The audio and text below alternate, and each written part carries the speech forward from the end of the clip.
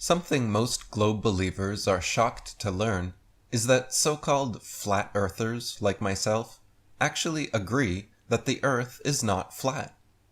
The Oxford Dictionary defines flat, when used as an adjective, as being smooth and even, without marked lumps or indentations. The Earth most certainly has lumps and indentations across its expanse in the form of hills, mountains, and valleys, peaks and troughs from the heights of Mount Everest to the depths of the Mariana Trench, and in that sense the world is definitely not flat. There is more than one definition of flat, however, and when used as an adverb, for example, the Oxford Dictionary defines flat as being in a horizontal position. When flat earthers call the Earth flat, not a single one is denying the existence of hills, mountains, and valleys, but rather we are affirming the Earth to be situated in a horizontal position, as a level plane, and denying the existence of spherical curvature claimed by globe defenders. So the Earth may not be perfectly flat, but one thing that always remains so are large bodies of water at rest. The Earth is claimed to be approximately 71% covered in water, all of which is demonstrably horizontal and level.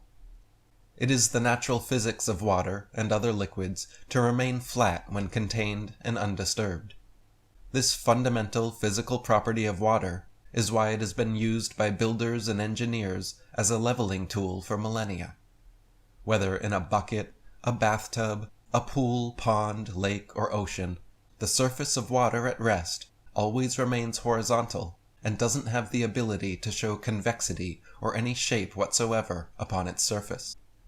This fact is easily demonstrable and empirically verifiable, but completely at odds with what we are told about the globe. If Earth was truly a sphere, covered 71% in water, the oceans would have to be somehow curving around and sticking to all sides of a rapidly spinning ball suspended in space. In reality, it is simply impossible to make water behave this way.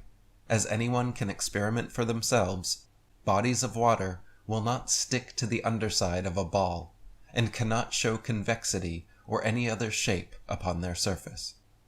Furthermore, while the entire Earth may not be flat, vast expanses ranging hundreds of miles, from the Great Plains of America to the salt flats of Bolivia, do not vary in elevation more than a few inches or a few feet over their entirety.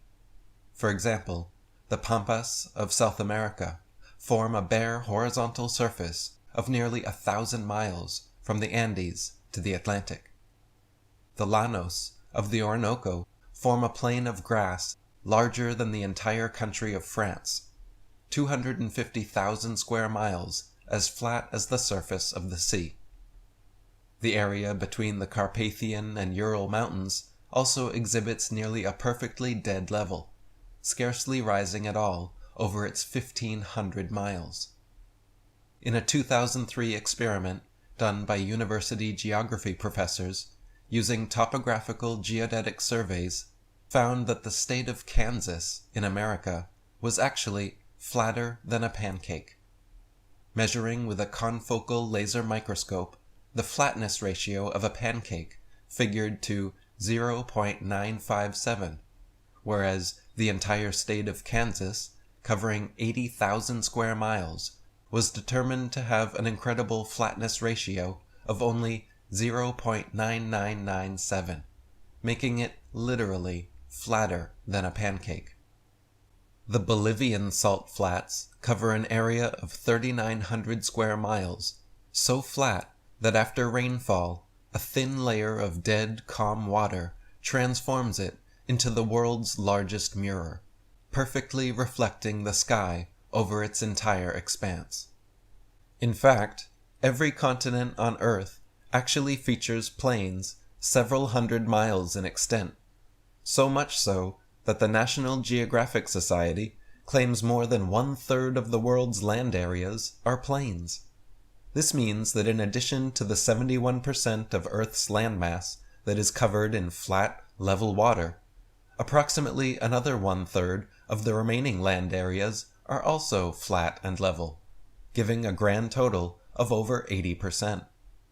Therefore, the question globe believers should be asking themselves is, if over 80% of the Earth is proven to be covered in flat plains and level water, how could it possibly be a sphere? And if over 80% of the Earth is empirically and demonstrably composed of flat lands and flat water, where is the sense and reason in assuming the remaining 20% to be globular? The remaining lands are composed of hills, mountains, and valleys, which are admittedly not flat, but with changes in elevation always in relation to sea level and a horizontal horizon.